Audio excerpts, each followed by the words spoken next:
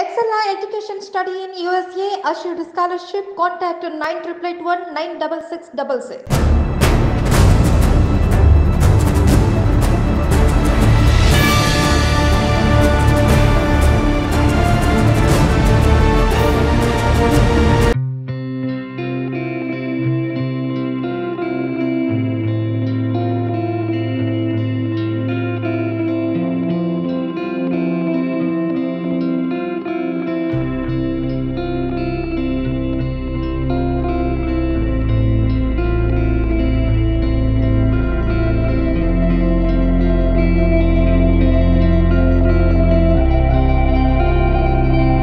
Welcome to crime analysis.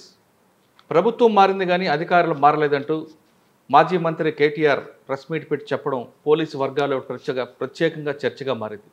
ఎవరు అధికారులు, ఎవరు ఆ పాత్రలో ట్యాపింగ్లో వాళ్ళ రోల్ ఏంటి అనే విషయాలను ప్రెస్ మీట్లో చాలా కరాఖండిగా కేటీఆర్ ప్రకటించారు. ఒకసారి ప్రెస్ మీట్లో ఆయన ఏమన్నారో ఒకసారి చూద్దాం. ఇంకొక మాట కూడా నేను మిత్రులారా మీకు గుర్తు చేస్తా ఉన్నా. అధికారులు మారలేదు, ప్రభుత్వం మారింది, పార్టీ మారింది. ఇదే శివధర్ రెడ్డి ఈరోజు ఇంటెలిజెన్స్ డీజీ అనుకుంటే ఇప్పుడు ఆయన ఆనాడు ఇంటెలిజెన్స్ ఐజీగా ఉన్నారు కేసీఆర్ గారు గవర్నమెంట్లో. ఈరోజు టీఎస్పీఎస్సీ చైర్మన్గా ఉన్న మహేందర్ రెడ్డి గారు ఆనాడు రాజశేఖర్ రెడ్డి గారి గవర్నమెంట్లో ఇంటెలిజెన్స్ ఐజీ, ఆ తర్వాత మా ప్రభుత్వంలో డీజీ, హైదరాబాద్ సిపి. మరి ఈరోజు డీజీపీగా ఉన్న రవి గుప్తా గారు ఆనాడు హోమ్ సెక్రటరీ. వీరందరూ కూడా మరి ఈరోజు మా మీద చేసే ఆరోపణలు కానీ, ఇష్టం వచ్చినట్టు ఇచ్చే లీకులు కానీ, మాట్లాడుతున్న మాటలు కానీ, ఆ రోజు అధికారుల ప్రమేయం నిజంగానే జరిగింది అనుకుంటే ఒక్క నిమిషం, ఈ అధికారులకు ఎవరికి తెలియదా? వారెవరు బాధ్యులు కాదు, ఒక కేసీఆర్ గారు మాత్రమే బాధ్యుడు అనే లైన్లో ఇవాళ ఏదైతే లీకులు ఇస్తున్నారో లీకు వీరుడు, నేను అడుగుతా ఉన్నా. మరి మహేందర్ రెడ్డి గారు, శివధర్ రెడ్డి గారు, రవి గుప్తా గారు, ఇంకా చాలామంది ఉన్నారు, సజ్జనార్ గారు ఆనాడు ఎస్ఐబి చీఫ్, వీళ్ళందరూ ఉన్నారు. మరి అధికారులే మారలేదు కదా. ఫోన్ ట్యాపింగ్ నేను డిమాండ్ చేస్తున్నా ఈ ప్రభుత్వాన్ని. మీకు చిత్తశుద్ధి ఉంటే 2004 మొదలుపెట్టు, ఏమేమి ట్యాపింగ్లు జరిగినాయి. నా ఆరోపణ కాదు కదా. ఈరోజు నీ ప్రభుత్వంలో నీ పక్కన కూర్చున్న పొన్నం ప్రభాకర్ గారే ఆ రోజు ఆరోపణ చేసిండ్రు. ఏమని? ఆనాడు కిరణ్ కుమార్ రెడ్డి ప్రభుత్వం నా ఫోన్ ట్యాపింగ్ చేస్తుంది. మరి అది వాస్తవమా కాదా? బయటికి తీ, విచారణ గ్యాంబిట్ పెంచు. ఆనాడు అధికారులందరినీ పిలిపి, రిటైర్డ్ ఉన్న వాళ్ళందరినీ పిలిపి, నీ కాంగ్రెస్ ప్రభుత్వం ఫోన్ ట్యాపింగ్ చేసిందా లేదా చూద్దాం. ఇంకోటి బ్రదర్, మీరు మర్చిపోయినట్టున్నారు, నేను మర్చిపోలేదు. నాకే ఐఫోన్ వాళ్ళు, యాపిల్ వాళ్ళు మెసేజ్ పంపినారు, నీ ఫోన్ సర్వేలెన్స్లో ఉంది అంటే. నేను దాని స్క్రీన్ షాట్ కూడా మీరు చూసుకోండి కావాలంటే, ట్విట్టర్లో అప్పుడే పెట్టినా. నా ఒక్కడికే రాలేదు, అసౌద్దీన్ ఓవైసీకి వచ్చింది, ఇంకా కొంతమంది మిత్రులకు ఇక్కడ తెలంగాణలో కూడా మీ ఫోన్లు సర్వేలెన్స్లో ఉన్నాయి, జాగ్రత్త, మీ ఫోను హ్యాక్ అయింది అని నాకు 2022లోనో 2023లోనో వస్తే నేను బయట కూడా పెట్టినది. కాబట్టి ఎవరు ఫోన్లు ట్యాప్ అయినాయి, ఎవరు చేసిండ్రు, ఇవన్నీ కూడా నాకేం భయం లేదు. మేము చాలా స్పష్టంగా ఉన్నాం, చాలా క్లారిటీతో ఉన్నాం. ఇప్పటి వరకు ప్రెస్ మీట్లో చెప్పినట్లుగా ట్యాపింగ్ కేసులో కేవలం కేసీఆర్ ఒక్కరే బాధ్యులు కాదు, ఆ నలుగురు అధికారులు ఎందుకు బాధ్యత చేయకూడదంటూ ఆయన పేర్లు పెట్టి మరి చాలా కరాఖండిగా చెప్పారు. అప్పట్లో ఉన్న ఇంటెలిజెన్స్ ఐజీలు ఏం చేస్తున్నారు, పోలీస్ కమిషనర్ ఏం చేస్తున్నారు, అప్పట్లో ఉన్న హోమ్ సెక్రటరీ ఏం చేస్తున్నారు, ఎస్ఐబీలో ఉన్న ఆఫీసర్ ఏం చేశారంటూ వాళ్ళ పేర్లు చెప్పి వీళ్ళని ఎందుకు బాధ్యత చేయకూడదు అంటూ ఆయన క్వశ్చన్ చేశారు సీఎం రేవంత్ రెడ్డి.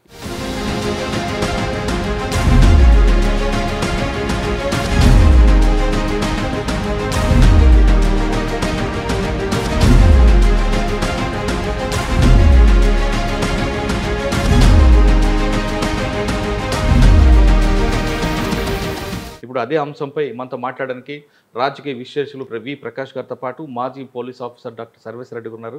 ఆ అంశాలను తీసుకుంటూ ఈ విశ్లేషణ ఎటువైపు వెళ్తుంది, ఆయన చేసిన వ్యాఖ్యలు ఏ వర్గాలకు ఉద్దేశించి మాట్లాడారు, అంటే కేసులో కేవలం కేసీఆర్నే కాకుండా మిగతా వాళ్ళని ఎందుకు ఇన్వాల్వ్ చేయకూడదు అని ప్రశ్నించారా అనే విషయాల్ని ప్రకాష్ గారిని, సర్వేశ్వర రెడ్డి గారిని తెలుసుకుందాం. అన్న నమస్తే.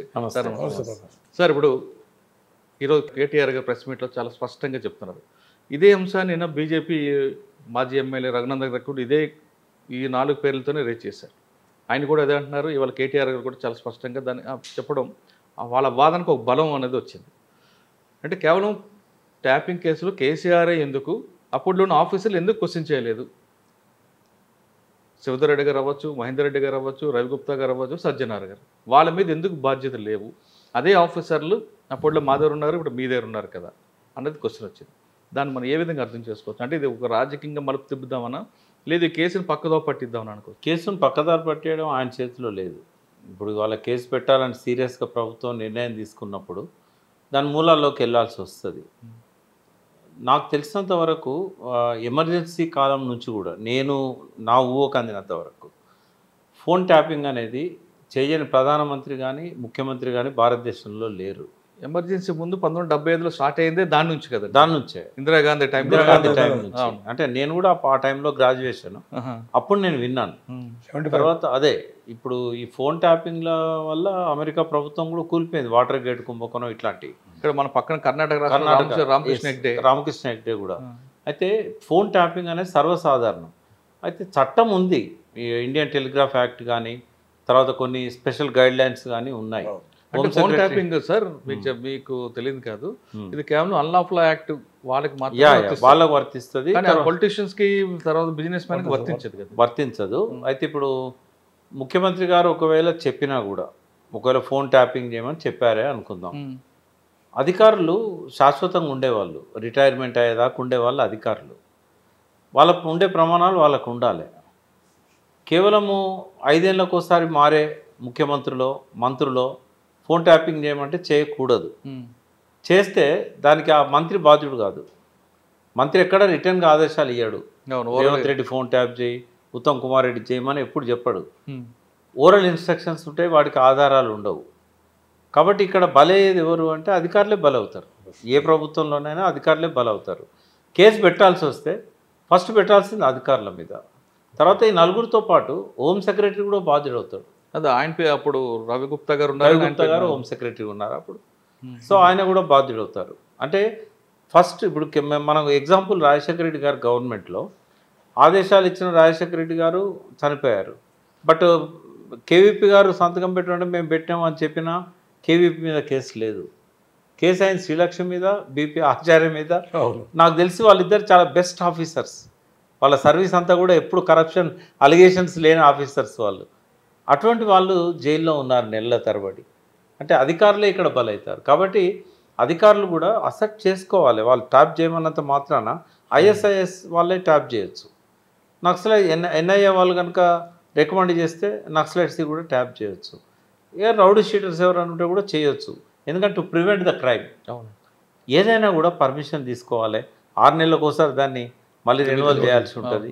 ఏది జరగకుండా ఇష్టారాజ్యంగా నడిచిపోయింది. అంటే ఈరోజు కేటీఆర్ గారు అన్న మాటలు ప్రకారం చూస్తే ఆ నలుగురికి బాధ్యతలు చేయాలనుకుంటున్నారు. అంటే ఆ నలుగురైనా ఇంకెవరైనా ఐజీలు ఉన్నారా? ఎందుకంటే శివధర్ రెడ్డి గారు రిటైర్ అయ్యారు, వాళ్ళ నుంచి ఆ బాధ్యతల నుంచి తప్పుకున్నారు ఆయన కొంతకాలం తర్వాత. బట్ ఎక్కువ కాలం ఉన్నది అంటే తప్పుకున్నారో ఎక్కువ కాలం ఉన్నది ఆయన కాదు. ఆయన ఫస్ట్ 2 ఇయర్సే ఉన్నాడు. ఆ నైమ్ ఇన్సిడెంట్ తర్వాత ఆయన అక్కడ నుంచి. అయితే ఎవరు తర్వాత వచ్చిన బాధ్యులు ఎవరు? ప్రభాకర్ రావుకు ఆయనకు మధ్యలో కూడా ఇంకొక అతను అన్నాడు, నవీన్ చంద్ ఉన్నారు. బట్ ఎప్పటి నుంచి ఎప్పటిదాకా జరిగింది ఇది ఈ ఫోన్ ట్యాపింగ్? ఆ కాలానికి సంబంధించి హోమ్ సెక్రటరీగా రవిగుప్తానే ఉన్నాడా, బుర్ర వెంకటేశం ఒకసారి ఉన్నాడు, ఇంకెవరో ఉన్నారు, ఒక ఐపీఎస్ ఒక అతను ఉండే. వీళ్ళందరూ కూడా అందులో అవుతారు. నలుగురే ఎట్లా అవుతారు? ఈ మొత్తం 9.5 కాలంలో ఈ నలుగురి బాధ్యతలలో కనీసం ఒక 10-12 మంది. కేటీఆర్ గారు నలుగురు పేర్లు ఎందుకు మాట్లాడారు అంటే ఎగ్జాంపుల్ చెప్పాడు. ఆయన డీజీపీగా మహేందర్ రెడ్డి తర్వాత వచ్చాడు, అప్పుడు ఆయన సిటీ కమిషనర్ ఉండే. మరి అంతకుముందు ఉన్న డీజీపీ అనురాగ్ శర్మ కూడా ఉన్నాడు కదా శివధర్ రెడ్డి గారు ఉన్నప్పుడు. వీళ్ళందరూ కూడా వస్తారు కదా. టోటల్ 10-12 మంది. సీఎం గారు ఆదేశాల మేరకు చేశారు, అధికారుల బాధ్యులు కారా అంటూ కేటీఆర్ గారు ప్రకటించారు, రైట్? కానీ వాళ్ళని ఎందుకు చేయాలండి? డీజీపీకి ఏం సంబంధం, ప్రిన్సిపల్ సెక్రటరీ హోమ్కి ఏం సంబంధం, ఎస్ఐబి ఇన్ఛార్జ్కి ఏం సంబంధం? అంటే యాజ్ పర్ టెలిగ్రాఫ్ యాక్ట్ ప్రకారంగా వాళ్ళంతా నేరస్తులు అవుతారు ఒకవేళ అది ప్రూవ్ అయితే, నిజంగానే ఫోన్ ట్యాపింగ్ చేశారు అనే ఆధారాలు దొరికితే. బట్ నాకు తెలిసి ఏ ఆధారం కూడా ఉండదు. అటువంటప్పుడు ఇది కేవలం పార్లమెంట్ ఎన్నికల్లో రాజకీయ లబ్ధి పొందడానికి జరుగుతున్న డ్రామా అని అనుకోవచ్చు.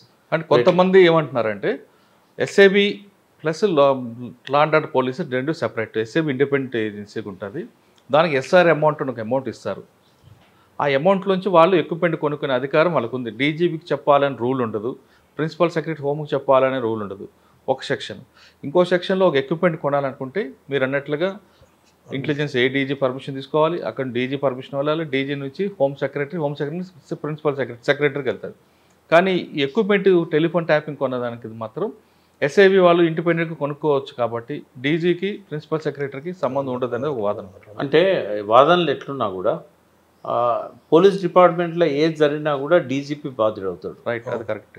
కాబట్టి ఆయనకు తెలిసి జరిగినా తెలియక జరిగినా master is liable for the servants mistakes, law of thoughts అంటాం దీన్ని.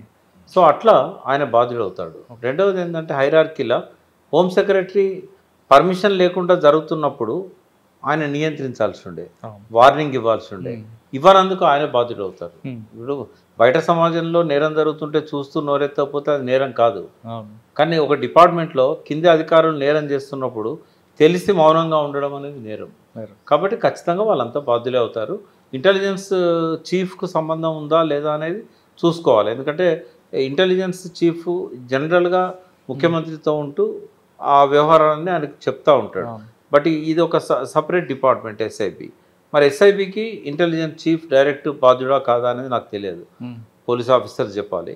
బట్ అక్కడ సజ్జనార్ ఉన్నాడు కొంతకాలం, దీనికి సపరేట్ టాస్క్ ఫోర్స్ లాగా పెట్టారు. అది పెట్టి సాధారణంగా అప్పట్లో రెండు కలుపుదాం క్లబ్ చేద్దాం అరవిందర్ గారి టైంలో చూశారు. ఇంటెలిజెన్స్ వేరు, గ్రేహౌండ్స్ వేరు, ఎస్ఐబి వేరు, కౌంటర్ ఇంటెలిజెన్స్ వేరు, 4 ఉంటాయి. పొలిటికల్ ఇంటెలిజెన్స్ వేరేగా ఉంటుంది. ఎస్ఐబికి గ్రేహౌండ్స్కి ఒక కోఆర్డినేషన్, ఇంటెలిజెన్స్కి మన కౌంటర్ ఇంటెలిజెన్స్ వేరేగా ఉంటుంది. ఈ 4 ఏజెన్సీలు డిఫరెంట్ అవుతున్నాయి. కాబట్టి మన యాదవ్ గారు డీజీగా ఉన్న టైంలో అరవిందర్ గారు ప్రపోజల్ తీసుకొచ్చారు. అందరూ అల్టిమేట్గా చేసేది గవర్నమెంట్ కోసం కాబట్టి కౌంటర్ ఇంటెలిజెన్స్, గ్రేహౌండ్స్ ఈ 3 కలుపుదామని అక్కడే క్లాష్ వచ్చింది. సరే ఒకసారి దాని గురించి పక్కన పెడితే సర్వేశ్వర రెడ్డి గారు ఉన్నారు. సార్ చెప్పండి సార్, ప్రకాష్ గారు చెప్తున్నట్లుగా డీజీ గారు నోటీసులు లేకపోయినా, ఆయనకు సంబంధం లేకపోయినా ఇష్యూ జరుగుతున్నప్పుడు ఆయనకు తెలియకుండా జరిగిందని అంటే ఆయన ఫెయిల్యూర్ అనుకోవాలా, కంట్రిబ్యూషన్ ఆఫ్ నెగ్లిజెన్స్ అనుకోవాలి, ఫెయిల్యూర్ అనుకోవాలి, ఇన్కంపిటెంట్ అనుకోవాలి, ఇన్ఎఫిషియెంట్ అనుకోవాలి, దేనికి పనికిరాడు అనుకోవాలి. ఎందుకు చెప్తున్నంటే టైం టు టైం ఎస్ఐబి చేసే ప్రతి పని కూడా డీజీ నోటీసులు పెట్టి చేస్తారు. ఆయన నోటీసులు లేకుండా ఏదీ కాదు, ఎనీ డీజీ ఉండొచ్చు, ప్రతిదీ వాళ్ళకి పెడతారు. తర్వాత ఇనిషియేటింగ్ అథారిటీకి వాళ్ళు ఏమైనా కొనుక్కోవాలి, పర్చేసింగ్ కూడా మిషన్స్ ప్రతిదీ కూడా పర్మిషన్ తీసుకోవాలి. ఇల్లీగల్ పోయి డబ్బులు ఉన్నవి పోయి ఎస్ఆర్ అమౌంట్లకు అడబెట్టేసి తీసుకొచ్చేది కాదు. అది ఇది వెరీ సీక్రెట్ ఆర్గనైజేషన్. అది ఇప్పుడు ఎక్స్ట్రీమిస్ట్ ఆపరేషన్స్లో కానీ, తర్వాత దాంట్లో టెర్రరిస్ట్ ఆపరేషన్లో కానీ ట్యాపింగ్ కావాలంటే మాత్రం పర్మిషన్ తీసుకోవాలి. త్రో ప్రాపర్ హైరార్కీ ఉంటుంది కానీ త్రో ప్రాపర్ ఛానల్లో పోతుంది. సంతకం పడినప్పుడు ఈ నెంబర్లు ఎవరు చూసుకోరండి, పీసీసీ నెంబర్, ప్రెసిడెంట్ నెంబరు, మా నా నెంబరు, ప్రకాష్ గారి నెంబరు పెట్టి రాదు కదా. పెట్టిందనుకో పంపేటప్పుడు ఒక 5 నిమిషాలు టైం స్పేర్ చేస్తే ట్రూ కాలర్ పేర్లు వస్తాయి కదా, అంతా కూడా చూసుకోనంత చేయాల్సిన అవసరం లేదు కదా. అంటే ఒక నెంబర్ పెట్టినప్పుడు కింద రాస్తారు కదా, ఈ వ్యక్తి ఎవరు, ఈ నెంబర్ ఏంటి, క్రైమ్ నెంబర్ ఏంటి, ఏ పర్పస్ మీద ఈ నెంబర్ ట్రాప్ చేస్తున్నాం అది. మళ్ళీ రూల్ లేకుండా ఫార్వర్డెడ్ అకౌంట్ పర్మిషన్ రాస్తే ఈయన ఫార్వర్డ్ అయిపోవాల్సింది వెనక్కి, అట్లా ఉండదు. సార్ ఈరోజు కేటీఆర్ గారి మాటల్లో మీరు సమర్థిస్తారా వ్యతిరేకిస్తారా? కేటీఆర్ గారిది ద్వంద్వ వైఖరి కనిపిస్తుంది, డ్యూయల్ స్టేట్మెంట్ లాగా. ఎట్లా అంటే మొన్న అంతకుముందు ఒక పబ్లిక్ మీటింగ్లో మాట్లాడుకుంటూ ఏందా పెద్ద టాపింగా, ఒకటి జరిగి ఉండొచ్చు అని పార్సల్ అడ్మిషన్ చేసి, ఒక పొలిటీషియన్, ఒక లీడరు, దట్టు నాలెడ్జ్ ఉన్న పర్సన్ అట్లా మాట్లాడదు కదా వేగంగా. మళ్ళీ దాన్ని మళ్ళీ ఎవరు అడ్వైజ్ చేసినారు, రెక్టిఫై చేసుకున్నారు, ఆయన లేనిపోయింది ఎందుకు పెట్టుకుంటే మళ్ళీ ఇప్పుడు ఈ రోజుకి ఇది వీళ్ళు 4 పేర్లు వచ్చినాయి. తర్వాత ఆయన ఇప్పుడు నాకు ఇల్లీగల్ పనులు నాకేం అవసరం చేయనీకే, నీకేం అవసరం ఉందని మా అట్లా చేస్తారు, ఒకటి చేస్తారని. అంటే ఆయన స్టేట్మెంట్ అంటే ఒక స్టాండర్డ్ లేదు, భయంగా స్టేట్మెంట్ ఉంది, ఇంటెన్షన్ స్టేట్మెంట్ ఉంది. ఈ రెండిట్లో మనం డిఫరెన్షియేట్ చేయడానికి లేదు. అందుగురించి కేటీఆర్ స్టేట్మెంట్ అంత ప్రామాణికం, ఒక విధంగా భయం ఉంది. తర్వాత వీళ్ళు అన్నప్పుడు అంటే ఈయనకు ట్యాపింగ్ తెలుసు అంటే దాంట్లో ఎంప్లాయిడ్ మీనింగ్ కనపడుతుంది. ట్యాపింగ్ ఇలా పేర్లు అని చెప్పుకుంటూ వచ్చినట్టే ట్యాపింగ్ చేసినట్లు ఆయనకు నాలెడ్జ్ ఉంది. క్రైమ్ అండ్ క్రిమినల్ నాలెడ్జ్ నుండి దాన్ని ప్రివెంట్ చేయకపోతే కూడా నేరమే. కరెక్టే. వాళ్ళ ఫాదరు అంటే మనం కరెక్ట్గా చెప్పలేము, కానీ ఒక సోర్స్లో ఏం చెప్తుందంటే ప్రతిపక్ష నాయకులు మూవ్మెంట్ తెలుసుకోవడం అనేది గవర్నమెంట్కి ఉన్న వాళ్ళకి ఒక రైట్ ఉంటుంది. మూవ్మెంట్ కనుక్కోమన్నాం కదని వాళ్ళు ఫోన్లు ట్యాప్ చేయమని చెప్పడం కాదు కదా. ఇప్పుడు అక్కడే ప్రకాష్ గారు చెప్పాడు కదా, వీళ్ళు ఆఫీసర్స్ 5 ఏళ్ళ నుండి వాళ్ళు పోతారు, వీళ్ళు చూసుకోవాలి. ఒకటి చెప్తే కోతి కొబ్బరికాయ చేసి మొత్తం గబ్బులు వేపుకొని కోసం మెడకేసుకున్నాడు పావును. అవసరం అది కాదు కదా, నువ్వు చేసే పని నువ్వు చేయి. ఇప్పుడు దీనివల్ల ఒక పెద్ద మెసేజ్ డిపార్ట్మెంట్కి పోతుంది. ఏంటి అంటే ఏ తప్పు చేయకూడదు, మనం ఎవరి మాట నిష్పక్షపాతంగా ఉండాలనే కాన్సెప్ట్ కింద వస్తుంది. మరి ఎంతవరకు ఉంటారో మా వాళ్ళు ఏం చేస్తారు అనేది వాళ్ళే డిసైడ్ చేసుకోవాలి. ఎందుకంటే ఇప్పుడు ఈ సిచ్యువేషన్స్ సీరియస్ అఫెన్స్ అది. ఎక్కడంటే 120A ఉంది, ఆ తర్వాత టెలిగ్రాఫ్ యాక్ట్ ఉంది, సెకండ్ పార్టీ వస్తుంది. ఇట్లా 14-15 ఏళ్ళు లైఫ్ పడే ఛాన్సెస్ కూడా ఉంది కాన్స్పిరసీ కింద. మల్టీ స్టేట్లో కూడా రికార్డింగ్స్ అని ఉంటుంది. కర్ణాటక ఎలక్షన్స్, ఆంధ్రప్రదేశ్ ఎలక్షన్స్, ఈ ఎలక్షన్స్, ఈ 3 ఉన్నప్పుడు సోకాల్ నేమ్డ్ ఉన్న ఒక బాస్ ఆయన్నే అప్పుడు ఇక్కడ జరిపించింది. మళ్ళీ రేవంత్ రెడ్డి గారిది కూడా జరిగింది కదా, మళ్ళీ అవి కూడా ఏంటి ఎవరు ట్రాప్ చేసి తెలుస్తుంది కదా. ఆయన 2004 నుంచి కూడా జరుగుతున్న ఎంక్వైరీ చేపట్టారు చేయాలి. ఆయన చెప్పడం కాదు, ఇప్పుడు వీళ్ళు చేయించాలి కదా. రేవంత్ రెడ్డి గారి కూడా జరిగింది కదా. 2014లో ఆయనే కదా మొదటి విక్టిమ్. మొదటి వ్యక్తి అప్పటి నుంచే వచ్చింది ఇది టెలిఫోన్ ట్యాపింగ్ అని. అంతకుముందు నడుస్తుందో చేస్తుందో బయటపడేప్పుడు దొరికిన దొంగలు లేకుండా దొరలు, దొరికిన కనుక దొంగలు లేకుండా దొరలాగా తిరుగుతున్నారు. అందుగురించి అప్పుడు చెప్పిన దాన్ని రేవంత్ రెడ్డి గారు దాంట్లో కరెంట్ తీస్తే అప్పుడు ఎవరున్నారు, ఎవరెవరు ఏ పొజిషన్ ఉన్నారు, ఏం చేసినారు అంటే వాళ్ళని కూడా అందరినీ అరెస్ట్ చేసి రిమాండ్ చేయాలి. ఇది వీటికే వదిలిపెడితే కాదు సార్. ఇప్పుడు రేవంత్ రెడ్డి గారు అన్నట్టుగా 2004 నుంచి అనుకుందాం. రేవంత్ రెడ్డి గారు 2014 టాపిక్ తర్వాత మరొకసారి మధ్యలో బిఎల్ సంతోష్, తాండూరు ఎమ్మెల్యే రోహిత్ రెడ్డి, ఈ వ్యవహారం కూడా టెలిఫోన్ ట్యాపింగ్లో వచ్చింది. మరి ఆ కేసు కూడా బయటకు తీయాల్సి వస్తుందేమో కదా. అంటే ఏ కేసు అయినా కూడా ట్యాపింగ్ అనేది ఒకసారి మొదలైంది అన్నప్పుడు అది అఫెన్స్ అవుతుంది అంతే. అయితే ఇక్కడ ఏమైందంటే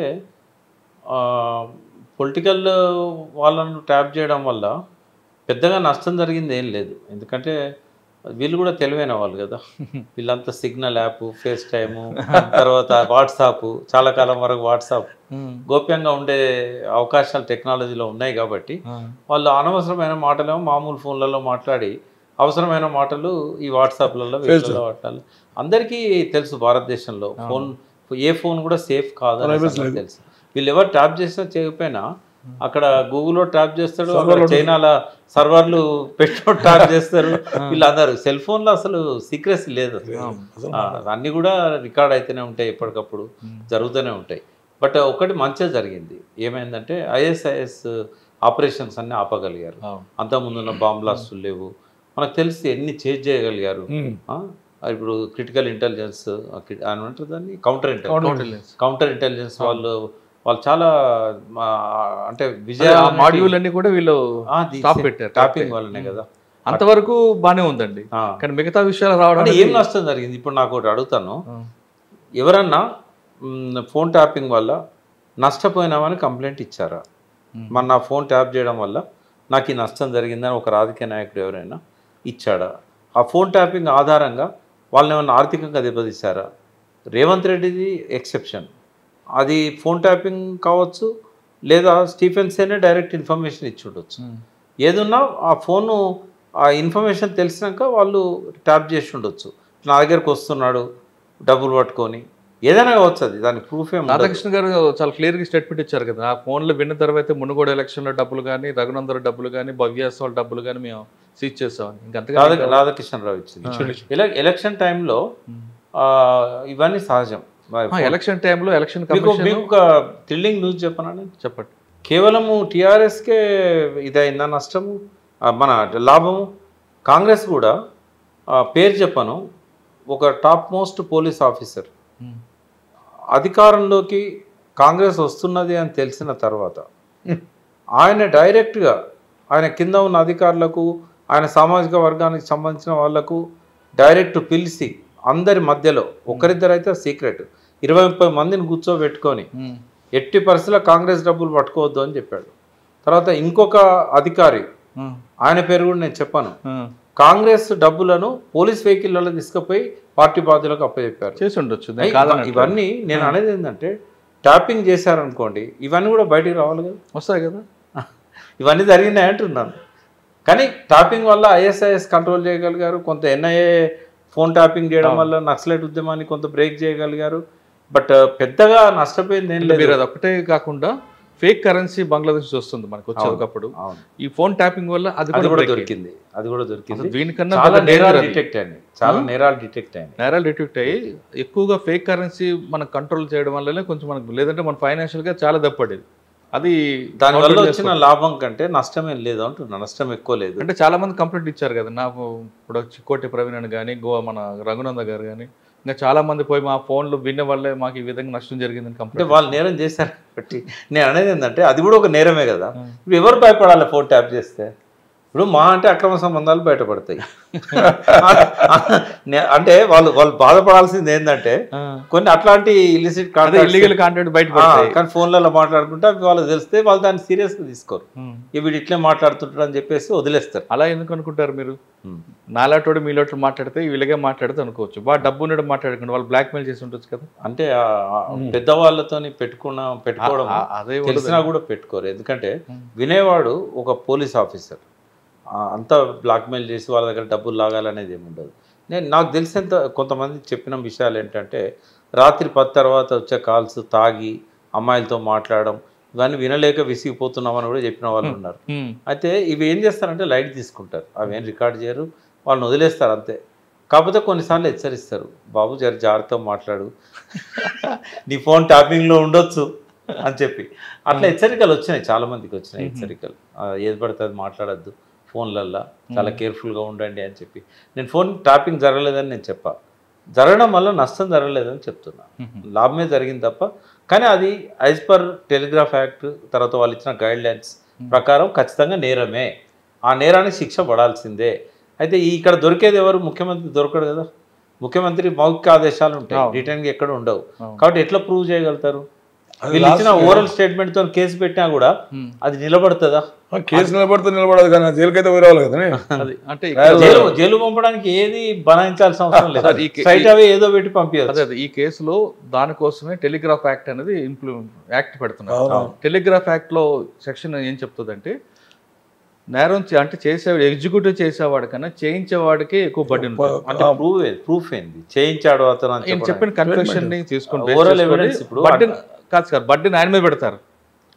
నువ్వు ప్రూవ్ చేసుకోవాలి, నేను చెప్పలేదని ప్రూవ్ చేసుకోవాలి. అది కొన్ని కేసులలోనే అన్నిట్లో వర్తించదు, బట్ అలా ఉందా అది టెలిగ్రాఫ్ యాక్ట్ లో?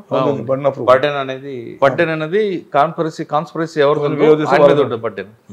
కాబట్టి అక్కడికి వచ్చేసరికి నాకు తెలిసి ఆర్టిస్టులు ఆ విషయం కాకుండా వాళ్ళు అంటున్నారు ఆర్టిస్టులన్నీ కూడా డ్యామేజ్ చేశారు, డాటా లేదు అని చెప్తున్నారు కదా. కాబట్టి ఇది ఎలక్షన్ల దాకా నడుస్తుంది, ఎలక్షన్ల తర్వాత చూస్తా క్లోజ్ అయిపోతుంది. సార్ ఇప్పుడు కాసేపు మీ విషయం పడదాం సార్ చెప్తున్నారు కాంగ్రెస్ గవర్నమెంట్ గెలుస్తుంది అని ముందు ఒక ఆఫీసర్ కాంగ్రెస్ పార్టీ ఆపద్దు, వాళ్ళ వెహికల్కి డబ్బులు పంపించండి చేశారని ఆయనకి కరెక్ట్గా ఇన్ఫర్మేషన్ ఉంటే కానీ మాట్లాడారు ప్రకాష్ గారు. సరే పేర్లు వద్దులండి, ఆ విధంగా పోలీస్ ఆఫీసర్ పవర్ ఏది వస్తే అప్పుడు మారిపోతుంటారా? ఇది పోలీస్ ఆఫీసర్ మారిపోతుంటారు అంటే మారిపోతారు, కొంతమంది మారిపోరు. అందరినీ మనం జనరలైజ్ చేసి చెప్పలేము. కొంతమంది ఉంటారు బలహీనులు కానీ, లేకుంటే ఆపర్చునిస్టులు, అవకాశవాదులు కానీ, అవసరవాదులు కానీ, అనవసరవాదులు కానీ ఉంటారు. కొంతమంది ఉంటారు అతివాదులు, మితవాదులు, తీవ్రవాదులు అంటారు. మా డిపార్ట్మెంట్లో ఉంటారు, వాళ్ళు పంచన చేరుతారు. ప్రకాష్ గారు చెప్పిన దాంట్లో మనం నేనే చేయలేము. కాకపోతే అంటే అవంతా ఇప్పుడు లేవు కదా. ఇప్పుడు వచ్చింది ఆ ఇష్యూ కాదు కదా, అది ఇప్పుడు వచ్చింది ఇది హార్డ్ డిస్క్లో బలగొట్టని ప్రకాష్ గారు చెప్తారు. Yes that is substance considering the fact offence చేసి బలగొట్టాను. పార్టీకి సరిపోతుంటారా? అవును, సీజర్ పార్టీలో సరిపోతుంది. ఎవరికి ఇప్పుడు 4 అరెస్ట్ అయ్యారు. అవును, 4లో ప్రణీత్రావు, రాధాకృష్ణరావు, భుజంగరావు, తిరుపతన్న. అవును, ఓకే.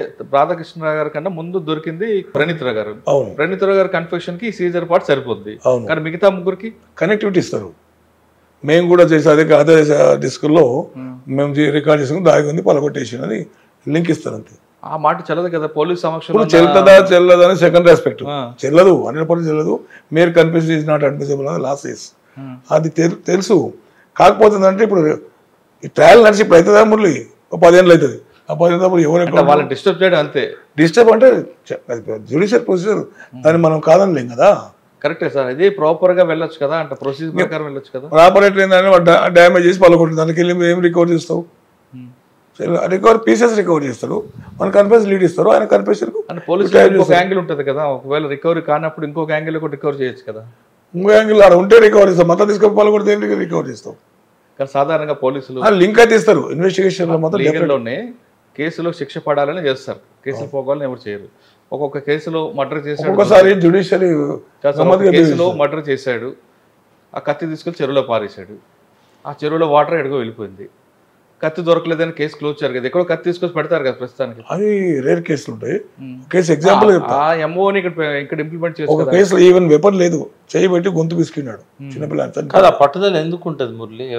ఎవరికి ఉండదు. ఎందుకంటే ఇప్పుడు ఐజాన్ టుడే రేవంత్ రెడ్డి గారు ఫోన్లు ట్యాప్ చేయట్లేదా, ఈ ప్రభుత్వం చేయట్లేదా? చేయలేదని అంటే నేను 100% చేస్తున్నారు అని నేను అంటాను. చేయలేదని నేను ఎందుకంటే ఫోన్ ట్యాప్ చేయదని ఏ గవర్నమెంట్ చేయదని నేను చిన్న కూడా చెప్పండి. రెండవది వాళ్ళ మొరల్ దెబ్బతీయద్దు కదా. ఇవాళ కేసీఆర్ కంటే ముందు అరెస్ట్ చేయాల్సింది ఎవరిని? అప్పటి డీజీపీని, ఇప్పుడు చెప్పిన లిస్టు. వీళ్ళని అరెస్ట్ చేస్తే రేపు ఎవరన్నా అప్పుడున్న డీజీపీ, ఇప్పుడు అనురాగ్ శర్మ ఉన్నాడు, తర్వాత మహేందర్ రెడ్డి ఉన్నాడు. అయితే నేనేమంటున్నా, అంజనీ కుమార్ ఉన్నాడు. నేనేమంటున్నా అంటే ఒకవేళ కనుక ఈ ప్రభుత్వం ముందుకు పోయింది అనుకుందాం, హార్డ్ డిస్కులు లేకపోయినా కూడా ఏదో ఒక ఆధారం పెట్టి కన్ఫెషన్ ఆధారంగా చేసుకొని కేసులు పెట్టారు అనుకోండి, రేపటి నుంచి ఏ పోలీస్ ఆఫీసర్ అయినా రేవంత్ రెడ్డికి పనిచేస్తారా? చేయరు. వర్క్ టు రూల్ అంటారు. వర్క్ టు రూల్ అంటే గవర్నమెంట్ నడుస్తుందా? నడవదు. కాబట్టి ఇవన్నీ పార్లమెంట్ ఎలక్షన్ నడుస్తుంది కాబట్టి ఈ హంగామా అంతా అక్కడి వరకే ఉంటుంది. కేసీఆర్ని టచ్ చేయరు, ఆఫీసర్ని అరెస్ట్ చేయరు, విచారణ పేరుతోనే నడిపిస్తూ ఉంటారు. కొంతకాలం వీళ్ళని జైల్లో పెడతారు. లాస్ట్గా ఆ కేసు ఆ 4 మీదకే పోతుంది. పొలిటికల్ కేసు కానీ చూసుకోవాలి. అది 100% పొలిటికల్. ఇంకా వేరే ఏముండదు.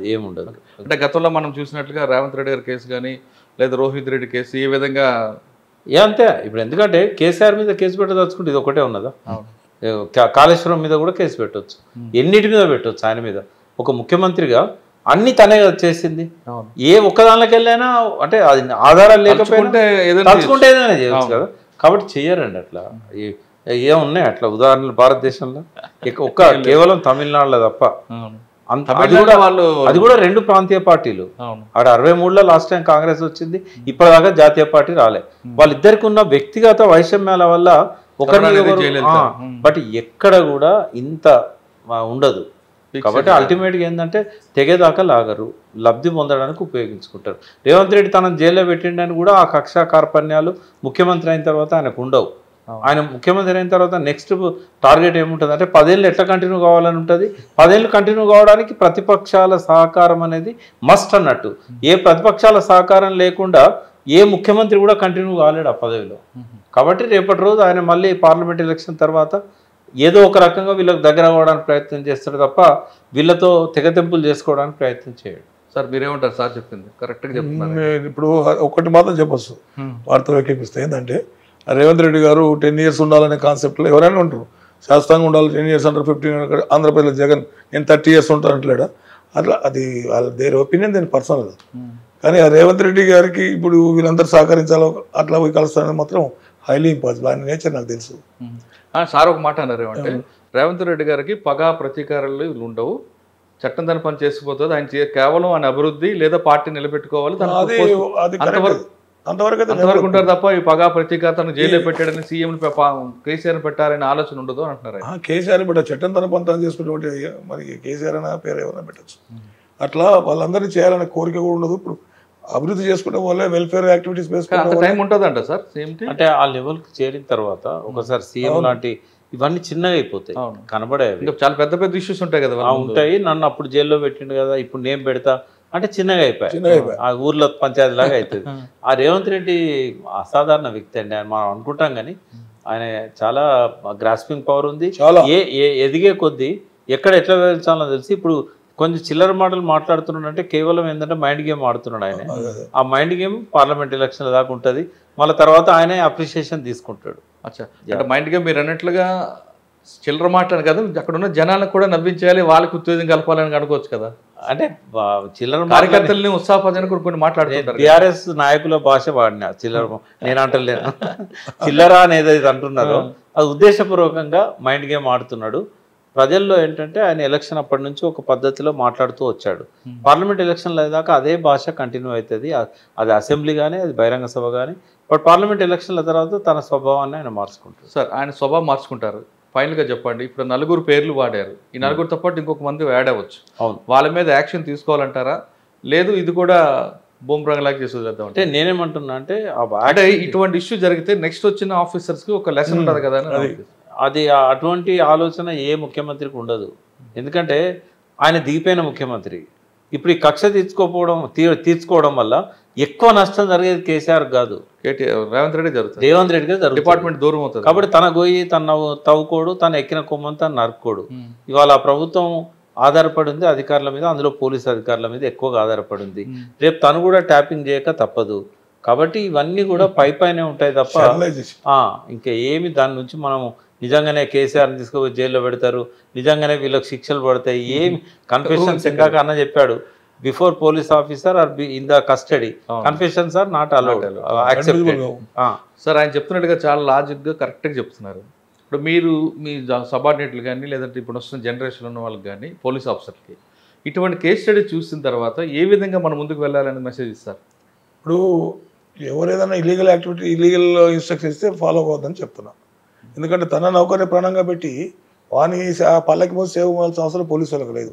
అందుకొరకే అటానమస్ ఉండాలి పోలీస్ డిపార్ట్మెంట్ అని ఎప్పటి నుంచి ఎందుకు ఉండరో కూడా చెప్తాను నేను. అది ఎందుకంటే అంటే అవకాశము ప్రమోషన్లు అని లేక స్వార్థం అని పోస్టింగ్స్ అని వీళ్ళు చేస్తారు. దీన్ని ఎవరు ఆపలేరు. సో పక్కల జరుగుతున్నా కూడా చూస్తారు, ఆ రోజుకుంటే మళ్ళీ వెళ్ళిపోతుంది, ఆపలేరు. ఇలా పోస్టింగ్స్ కొన్ని ఇంపార్టెంట్ పోస్టింగ్స్ సరిపోవాలంటే ఎవరినో పట్టుకోవాలి. ఎందుకు సార్ పోస్టింగ్ కోసం అవసరం ఉద్యోగం తీయరు కదా, వీఆర్లో ఉంటుంది 3 నెలలు ఇస్తారు, లేదా ఎక్కడున్న జీతం వస్తుంది కదా, ఎక్కడున్న వస్తాయి ఇంట్లో ఉన్న వీఆర్లో పెడతారు. నెలకు 50 మంది 40 మంది వేరే వీఆర్లో వేకెన్సీ రిజర్వ్లో పెడతారు, ఇంటికి జీతం వస్తుంది. అట్లా వీఆర్ పెట్టిన తర్వాత పోస్టింగ్ వచ్చిన బ్యాలెన్స్ అమౌంట్ ఇస్తాడు కదా అక్కడ ఇస్తారు. మరి ఎందుకైతే ఆ కక్కుర్తి ఎందుకు సార్? ఇప్పుడు వాళ్ళు ఎవరో చెప్పారని చేసి వీళ్ళు జైలుకి వెళ్ళి వాళ్ళ కుటుంబాలు మానసిక క్షోభ గురిచేయడం ఎందుకంట? దీన్ని ఈ కేసు చూసినాకనే మా వాళ్ళు నేర్చుకుని తప్పుడు పని చేయకుండా ఉంటారు కదా దానికి నేను అనుకుంటున్నా. ఇక్కడ విలువలు దిగజారడానికి డైరెక్ట్గా మనకు ఈ టెక్నాలజీలో వచ్చిన అడ్వాన్స్మెంట్, తర్వాత ఈ కెరియర్ బిల్డ్ చేయడంలో వచ్చిన కాంపిటీషను, తర్వాత తనను విలువలున్న వాడితో పోల్చుకోవడం కాకుండా అవకాశవాదితో పోల్చుకోవడం, ఇవన్నీ కూడా లాస్ట్ 30-40 ఇయర్స్ నుంచి అన్నిట్లో వచ్చినాయి. పాలిటిక్స్లో వచ్చినాయి, ఆఫీసర్లలో వచ్చినాయి, పోలీస్ డిపార్ట్మెంట్లో వచ్చినాయి, వీటన్నిటిలో వచ్చినాయి. ఇప్పుడు వాడి కొడుకు సింగపూర్ పోయి చదువుతున్నాడంటే నా కొడుకు అమెరికా పోయి చదువుకోవాలి. వాడు 2 అంతస్తులు కట్టి అంటే నేను 5 అంతస్తులు కట్టాలి. వాడికి 5 ఎకరాలు ఉందంటే నాకు 10 ఎకరాలు ఉండాలి. వాడు 5 దాకా పోయినట్టే నేను డీజీపీ దాకా పోవాలి. అంటే వీటి వల్ల ఏమవుతుందంటే దేర్ ఇస్ నో లిమిట్. అసలు ఆ విలువలు అనేవి పక్క పోయినాయి. ఒకవేళ విలువల గురించి ఆలోచించే వ్యక్తి కూడా నేను ఒక్కనే విలువల గురించి ఆలోచించానా, ముఖ్యమంత్రి ఆలోచించాడు, హోంమంత్రి ఆలోచించాడు, హోమ్ సెక్రటరీ ఆలోచించాడు, డీజీపీ ఆలోచించాడు, నేను మధ్యలో ఉన్నా, కిందోడు ఇస్తాడు పైవని పోతూ ఉంటాయి, మధ్యలో నేనెందుకు? వీళ్ళందరికంటే ఎక్కువ భార్యల పోరు ఎక్కువ ఉంటుంది. పొరిగింటి ఫుల్ అన్నారు కదా పాట. అయితే ఇప్పుడు ఒకటే ఏరియాలో ఉంటారు ఈ ఆఫీసర్లు, వాళ్ళ క్వార్టర్స్, వాళ్ళ ఫ్యామిలీస్, వాళ్ళ అమలకల ముచ్చట్లు ఎట్లుంటాయి. మీ ఆయన చూడు అక్కడ సంపాదించండి, ఇది సంపాదించండి, చూడు ఆమె చెప్తా ఉంది వాళ్ళ ఆయన ఇక్కడ కొన్నాడట, 20 ఎకరాలు కొన్నాడట. అంటే వ్యక్తిగతంగా ఇవన్నీ కూడా మనిషిని దిగజారుస్తాయి ఈ వాల్యూస్ అన్ని కూడా. తర్వాత విదేశాల ప్రయాణాలు ఇట్లాంటివి. ఎస్ఐబి అనే ఆర్గనైజేషన్, దాంట్లో సిఐ వెళ్ళి డిఎస్పీ ఎస్పీ బయటకు వస్తారు అనంతకాలంలో. సేమ్ బ్యాచ్మేట్లు సిఐ దగ్గర ఉంటారు. అట్లా యాక్చువల్ ప్రమోషన్ చండాలమైనటువంటి ఇష్యూ అక్కడ పెట్టి టాపర్స్ని తీసుకొచ్చి ఎన్నికపోతే యాక్చువల్ ప్రమోషన్ ముందుకు వస్తున్నాడు. సేమ్ బ్యాచ్మేట్ ఎస్పీ అయితే వాడు అక్కడ సిఐ ఉంటాడు. అంటే ఎస్ఐబి ఏదో మంచిగా ఉంది అనే కాదు. మళ్ళీ వీళ్ళు ఏమి అంతగానో ఇన్ఫర్మేషన్ ఓడగొట్టింది ఏం లేదు. పరిణామక్రమంలో అన్ని పోతలు ఉంటాయి, అన్ని ఆర్గనైజేషన్లు పోతాయి, అంత కథ పోతుంది. సరే కొన్ని ఇంపార్టెంట్ చేశారు. కేవలం సాలరీనే నమ్ముకొని ఉండాలి, నిజాయితీ అది తక్కువ ఉంటారు. లేరా నాన్నను వాళ్ళు బాధపడతారు, మంచిని గుర్తించాలి. అది సార్ మీరు చెప్తున్నట్లుగా వాళ్ళ బ్యాచ్మేట్స్ మధ్యన విభేదాలు, లేదంటే కుటుంబాల్లో ఉన్న ఆదాయం గురించి మాట్లాడుకోవడంలో మంచి పోస్టింగ్ చేశాడు, లూపోల్ ఫోకల్ పోస్ట్ నాన్ ఫోకలను, లేదంటే పోలీస్ క్వార్టర్స్లో మహిళల పంచాయతీ వల్ల ఇదొక కారణం అవ్వచ్చు.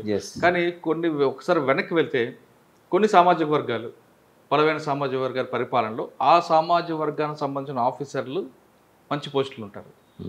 నెక్స్ట్ ఇంకొక సామాజికం వచ్చింది అనుకోండి, ఆ సామాజిక వర్గంలో అందరూ కూడా ఒక ఏకమై వీళ్ళు పనిచేస్తారు కూడా మనం ఎందుకు చేయకూడదని వీళ్ళు చేస్తుంటారు. మళ్ళీ ఇంకొక 5 సంవత్సరాలు ఇంకొక సామాజిక వర్గం. ఈ సామాజిక వర్గాలకి వాళ్ళు బట్టే ఇదంతా విడిపోతుందని అది కూడా ఒక కారణం. ఎందుకంటే ఇప్పుడు మాజీ ముఖ్యమంత్రి సామాజిక వర్గం వాళ్ళు ఆయనతో ఉన్నారు చాలా కాలం. బట్ ఎవరైతే హ్యూమిలియేషన్ గురైన్లో మాకు ఇంపార్టెన్స్ ఇవ్వట్లేదు అని అనుకున్నారో వాళ్ళు కొంత ప్రతిపక్షానికి సపోర్ట్ చేశారు. ఇందాకనే అన్నాను కదా.